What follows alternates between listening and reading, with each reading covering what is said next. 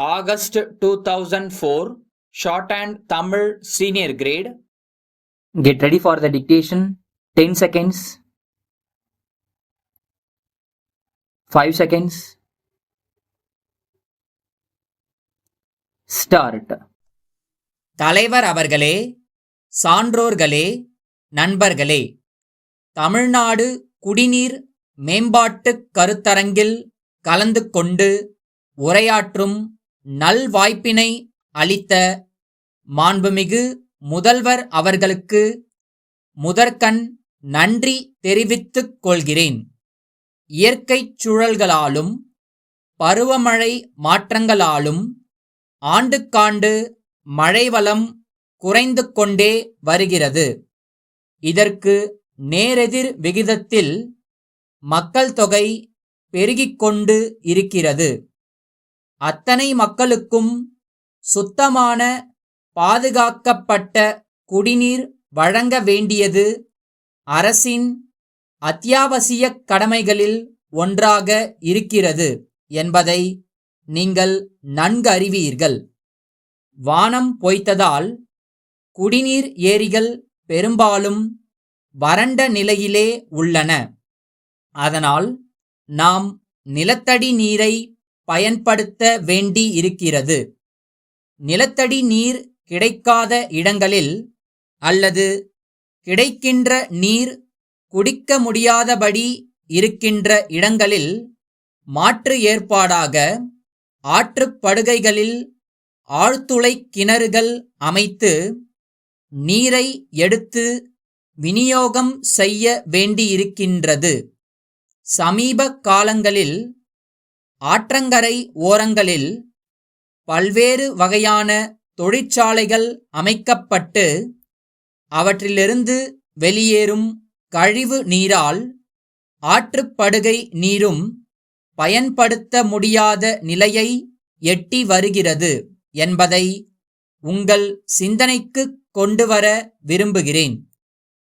வீடுகளிலிருந்து வெளிவரும் கழிவு நீர் ஆங்காங்கே தேங்கி நின்று நிலத்தில் ஊறி நிலத்தடி நீர் பாழாவதை தடுக்கும் பொருட்டு கழிவுநீர் கால்வாய்கள் அமைக்கப்படுகின்றன.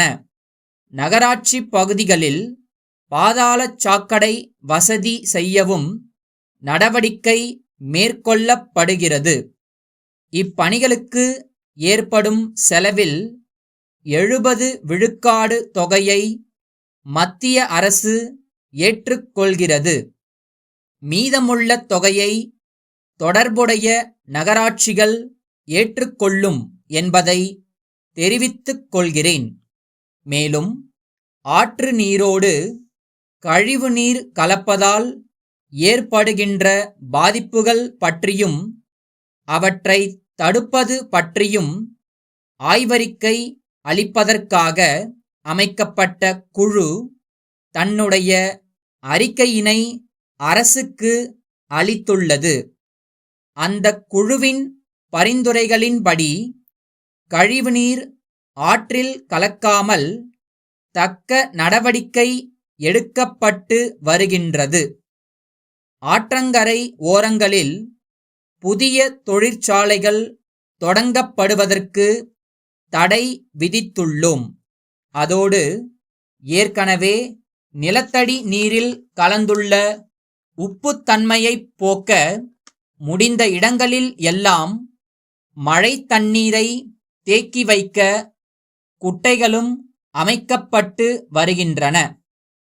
இப்படிப்பட்ட நடவடிக்கைகளை எல்லாம் நாம் மேற்கொண்டாலும் இன்னும் 20 ஆண்டுகளில் மக்கள் தொகை பெருக்கத்தாலும் வேதியியல் மாற்றங்களினாலும் கடுமையான வறட்சியை சந்திக்க நேரிடும் என்று விஞ்ஞானிகள் எச்சரிக்கை விடுத்துள்ளனர்.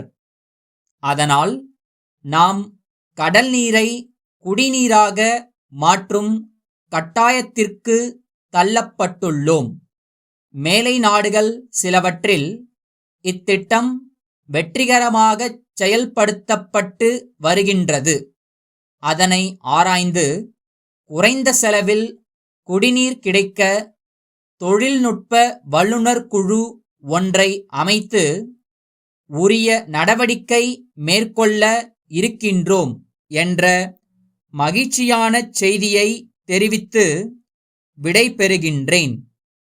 நாகப்பட்டினம் மீன்வளர்ச்சி மற்றும் பயிற்சி இணை இயக்குனர் திரு கு. மாதவன் சென்னை மீன்துறை இயக்குனருக்கு எழுதிய கடிதம். ஐயா, நாகப்பட்டினம் மண்டலத்தில் உதவி இயக்குனர்களாக பணியாற்றி வரும் இருவரின் பதவிக்காலம் வரும் செப்டம்பர் திங்களில் பணி மூப்பின் காரணமாக முடிவடைகிறது. ஏற்கனவே 2 உதவி இயக்குனர் பணியிடங்கள் காலியாக உள்ளன. இந்நிலையில் அரசின் புதிய திட்டங்களை செயல்படுத்தவும் மீனவர்கள் பயனடையவும் துரித நடவடிக்கை எடுக்க வேண்டியிருக்கிறது என்பதை தங்களின் மேலான கவனத்திற்கு கொண்டு வர விரும்புகிறேன்.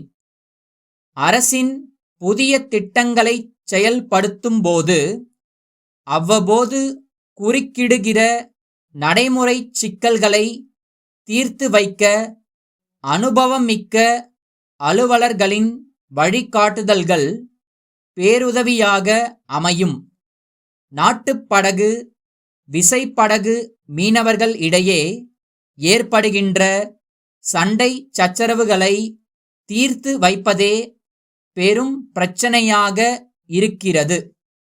மேலும் இறால், நண்டு போன்றவற்றின் ஏற்றுமதிக்கு புதிய வசதி வாய்ப்புகள் உருவாகி இருக்கின்றன. அவற்றை நல்ல முறையில் பயன்படுத்திக் கொள்ள வேண்டும். ஆகவே காலி இடங்களை நிரப்ப நடவடிக்கை எடுக்க வேண்டுகிறேன். தங்கள் நம்பிக்கையுள்ள